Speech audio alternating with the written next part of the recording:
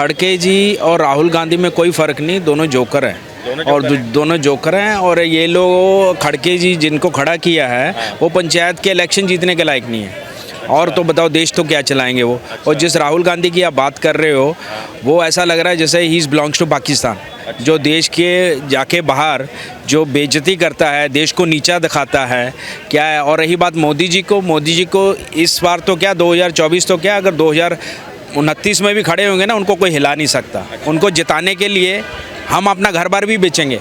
आप अपना घर बार बेच देंगे उनको मोदी जी को जिताने के लिए, जो उन्होंने देश के लिए किया है। क्या कर दिया आपके लिए, क्या कर दिया? आपको बताता हूँ, एक एग्जाम्पल बताता हूँ। मैं अब्रॉड जाता रहता हूँ, ठीक है, विदेश जाते हैं? विदेश जाता हूँ। 2014 से पहले जब इमिग्रेशन में हम जाते थे तो हमारे साथ बहुत गंदा सलूक किया जाता था। हमारा पासपोर्ट देख के, क्या किया जाता? इंडियन पासपोर्ट देख के, और बोला जाता था कि यू आर फ्रॉम इंडिया, किस लिए आए हो, क्या है। नीची नज़रों से देखा जाता? नीची नज़रों से देखा जाता समवेयर, मतलब के इतनी नीची नज़रों से नहीं देखा जाता है जितना पाकिस्तान की पासपोर्ट को देखा जाता था। बट समवेयर हम लोग को वेट करना पड़ता था, मतलब इंक्वायरी वेरिफिकेशन होता था, फिर छोड़ देते, मतलब ऐसा था। 2014 के बाद इमिग्रेशन में हमको जो हमारा पासपोर्ट देखते हैं, दे विल से के यू आर फ्रॉम इंडिया, हम yes I am from India, oh mister Modi, ठप्पा मारते हैं और दे बोले वेलकम टू आवर कंट्री। के साथ हुआ है ये मेरे साथ कहाँ पे हुआ है? ये हम लोग यूरोप में गए थे, स्विट्ज़रलैंड गया था मैं, हाँ, तब वहाँ पे हुआ था। सो ये बहुत सारी चीज़ें हैं, ये हैं।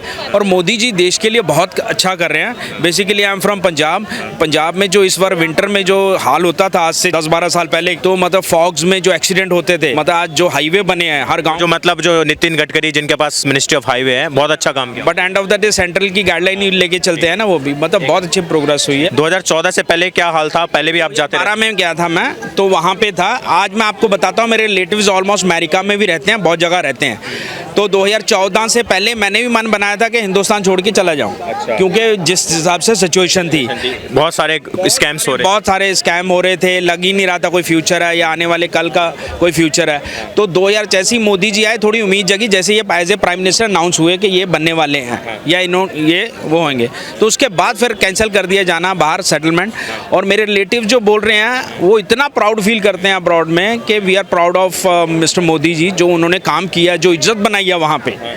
सो वो वेल ऑफ हैं, मतलब इतना उनका अच्छा बिजनेस सेटअप है। फिर भी मतलब कि कहीं ना कहीं उनको ये था कि भाई इंडिया का नाम क्यों नहीं वहाँ उस स्तर पे जैसे बाहर के अदर कंट्रीज़ का। ये जो आरोप लगाए जाते हैं बाहर देशों में, राहुल गांधी बोलते हैं कि देश में मोदी जी लोकतंत्र खतरे में डाल रहे हैं और जो यहाँ के माइनॉरिटी है उनको दबाया जा रहा है। अगर ये राहुल गांधी बाहर जाके देश के विरोध बोलता है तो अपने को किसी की ज़रूरत है क्या?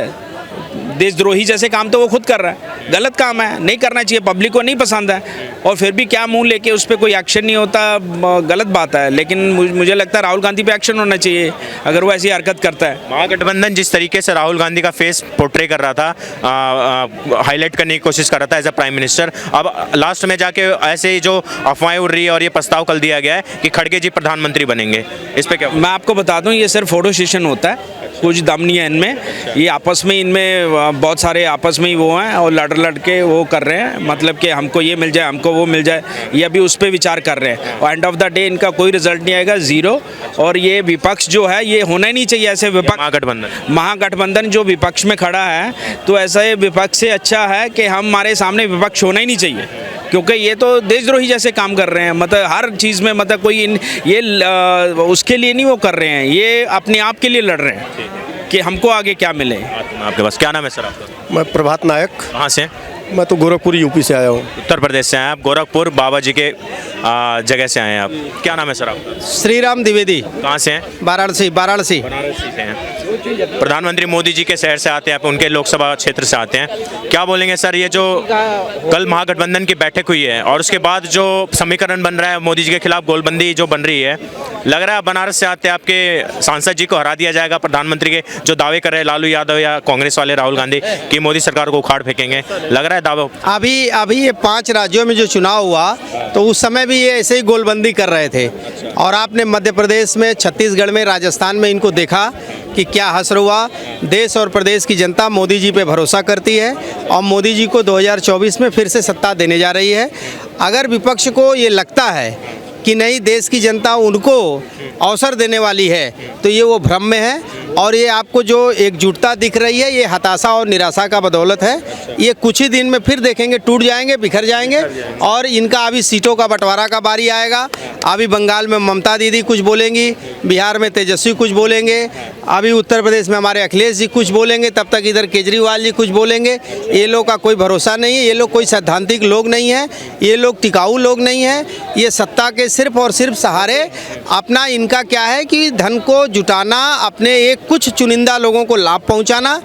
मोदी जी का क्या है कि सबका साथ, सबका विकास, सबका विश्वास पे वो काम कर रहे हैं। आज देश और दुनिया में उनका अपना काम दिख रहा है और उस पर भरोसा करके देश की जनता कुछ मामले में लोगों में हताशा आया है। लोगों ये जो लोकसभा के चुनाव हैं, ये महागठबंधन जिस तरह की पॉलिटिक्स कर रहा है, लग रहा है कि ये जो राहुल गांधी का जो नाम कल एक जो पहले प्रधानमंत्री के तौर पे पेश किया जा रहा था, कल जो ममता बनर्जी हैं उन्होंने मल्लिकार्जुन खड़गे कांग्रेस के प्रेसिडेंट हैं, उनका नाम प्रधानमंत्री के तौर पे पेश किया है। केजरीवाल उसका समर्थन कर रहे हैं। इस पे नीतीश कुमार, लालू यादव नाराज हो गए हैं। क्या लगता है ये जो बन रहा है खिचड़ी जो पकड़ी है महागठबंधन? देखिए क्या है कि महागठबंधन के नेताओं का ये विषय है कि वो किसको अपना नेता मानते हैं और वहाँ सब प्रधानमंत्री के दावेदार हैं। केजरीवाल जी भी सपना देखते हैं, ममता दीदी अंदर अंदर देख रही हैं, नीतीश जी तो लंबा प्रयास भी करके थक चुके हैं लगभग।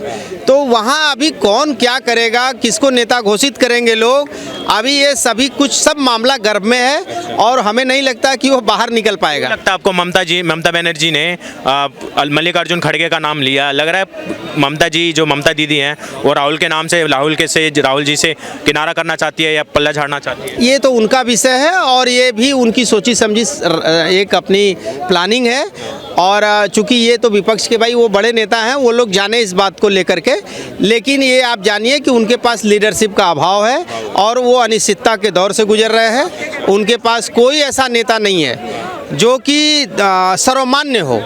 अभी देखिएगा, आपने ही बताया ना कि मल्लिकार्जुन का नाम लिया तो 2 नेता सरक लिए।